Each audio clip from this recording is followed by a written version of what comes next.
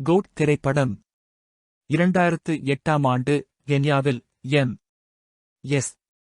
காந்தி மற்றும் அவரது சக வீரர்களான சுனில் தியாகராஜன், கல்யாண் சுந்தரம், அஜய் கோவிந்தராஜ் ஆகியோரால் உருவாக்கப்பட்ட சிறப்பு எதிர்தீவிரவாத படை சாட்ஸ் பயங்கரவாதி ஓமரை தடுப்பதற்காக அவனை பின்தொடர்கிறது, அவனிடம் இருந்த யுரேனியத்தை பெறுவதற்காக. துரோக குற்றச்சாட்டில் ஓடிய முன்னாள் தலைமை அதிகாரி ராஜீவ் மேனோனும் அதே ரயிலில் இருக்கிறார்.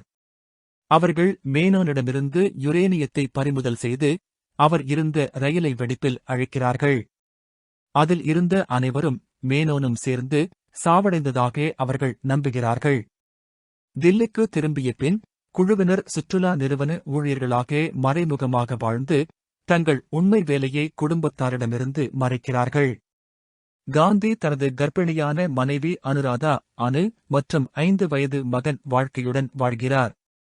பாங்காக்கில் ஒரு புதிய பணிக்காக அனுப்பப்பட்டபோது தன்மீது அணுவுக்கு ஏற்பட்டிருந்த நம்பிக்கையின்மையை தணிக்க காந்தி தனது குடும்பத்தையும் அழைத்துச் செல்கிறார். பணி முடிந்ததும் காந்தி மற்றும் அவரது குடும்பம் தாக்குதலுக்கு உள்ளாகிறார்கள். இதனால் அணுவுக்கு பிரசவ வலி துவங்குகிறது மற்றும் வாழ்க்கை மர்மமாக காணாமல் போகிறான். போலீசார் இருந்த ஒரு சடலத்தை கண்டுபிடிக்கிறார்கள். அது வாழ்க்கைதான் என நம்பப்படுகிறது.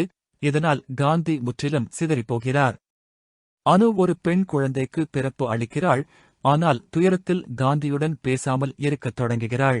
2024ஆம் ஆண்டுக்குள் காந்தி ஐவிட்டு சென்னை சர்வதேச விமான நிலையத்தில் குடிவரவு அதிகாரியாக வேலை செய்கிறார். அவர் மற்றும் அனு தனித்தனியாக வாழ்கிறார்கள். அவர்களின் மகள் ஜீவிதா அனுவுடன் வசிக்கிறாள். கல்யாணின் ஆலோசனையின்படி காந்தியின் முன்னாள் மேலாளர் நசீர் மாஸ்கோவில் மீண்டும் திறக்கப்பட்ட இந்திய தூதரகத்தில் புதிய அதிகாரிகளை பயிற்றுவிக்கச் சொல்லுகிறார். மனதில் தயக்கம் இருந்தாலும் காந்தி சம்மதிக்கிறார். ஆனால் அங்கு இருக்கும்போது சிலர் தூதரகத்தையே தாக்குகிறார்கள். காந்தி அவர்களை எதிர்த்து போராடும்போது தாக்குதலாளிகளில் ஒருவர் தன்னுடைய இளைய உருவம் போல இருப்பதைக் கண்டு அதிர்ச்சியடைகிறார். அவர் வாழ்க்கை உயிருடன் இருப்பதை உணர்கிறார்.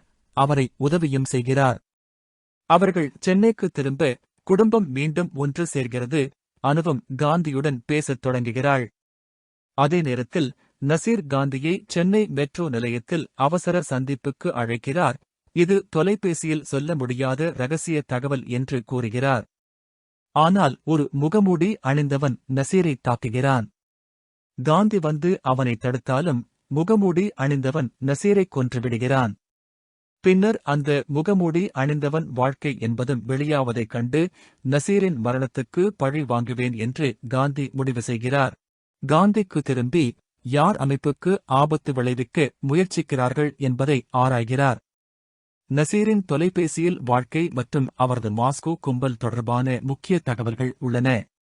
மெட்ரோவில் நசீர் அதை கைவிட்டபோது வாழ்க்கையின் கூட்டாளி ஷா அதை எடுத்திருக்கிறான்.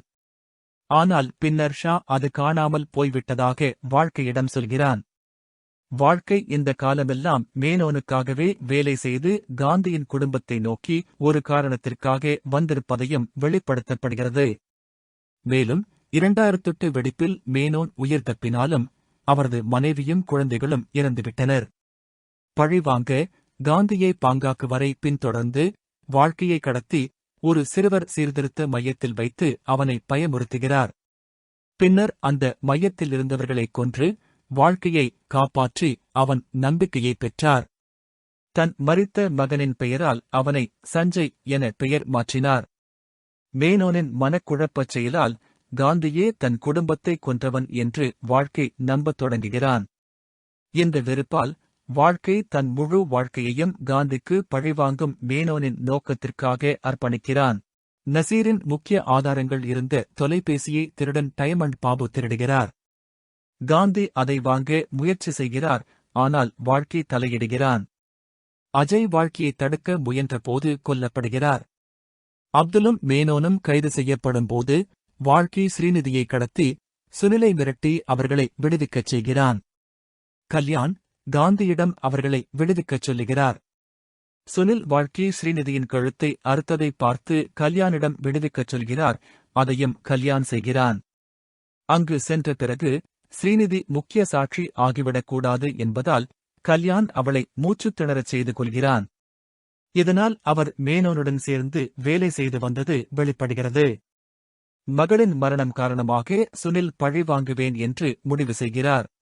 ஷாவை தேடிக் கொண்டிருக்கும்போது காந்தி தற்செயலாக வாழ்க்கையை கண்டுபிடித்து கைது செய்கிறார். விசாரணையின் போது வாழ்க்கை சுனிலின் துப்பாக்கியை பறித்து அவரை கொன்றதாக நடித்து காந்தியை விரட்டி தப்பிச் செல்கிறான். ஆனால் பின்னர் சுனில் உயிருடன் இருப்பதும் கல்யாணை கொல்வதும் வெளிப்படுகிறது. மேனோன் அணுவை கடத்தி குண்டு வெடிப்பு திட்டத்தை வெளிப்படுத்துகிறான். ஆனால் இது காந்தியின் நுண்ணிய திட்டம் என்பதில் அவனுக்கு தெரியாது. காந்தி மேனோனை பிடித்து எம்.ஏ. சிதம்பரம் மைதானத்துக்கு கொண்டு வந்து குண்டுவெடிப்பை தடுக்க வாழ்க்கையுடன் பேச்சுவார்த்தை நடத்த முயற்சி செய்கிறான். வாழ்க்கை பல குண்டுகளை வெடிக்கச் செய்து காந்தியை துரோகியாக குற்றம் சாட்ட திட்டமிடுகிறான். காந்தி தனது மைத்துனர் சீனுவின் உதவியுடன் ஜீவிதாவுடன் சேர்ந்து குண்டுவெடிப்பை தடுக்கின்றனர். வாழ்க்கை ஜீவிதாவின் உயிரை அச்சுறுத்தும் போது காந்தி அவனை கொல்கிறான். இறுதியில் வாழ்க்கை என்பது உண்மையான வாழ்க்கை சஞ்சய் உருவாக்கிய ஒரு கிளோன் என்று தெரிய வருகிறது. சஞ்சய் இன்னும் பல கிளோன்களை உருவாக்கி காந்தியை குறிவைத்து வந்தான்.